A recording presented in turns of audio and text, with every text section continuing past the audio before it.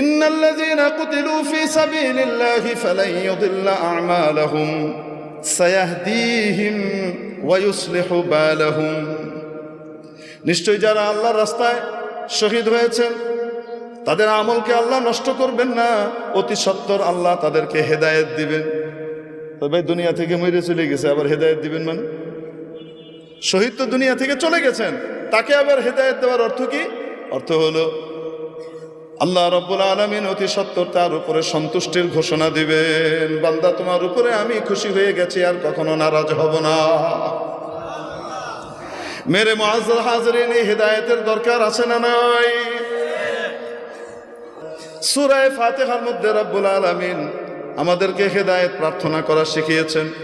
ইহদিনাস সিরাতাল মুস্তাকিম, আমাদেরকে সত্য সরল সঠিক পথ সিরাতে মুস্তাকিমের হেদায়েত দেন।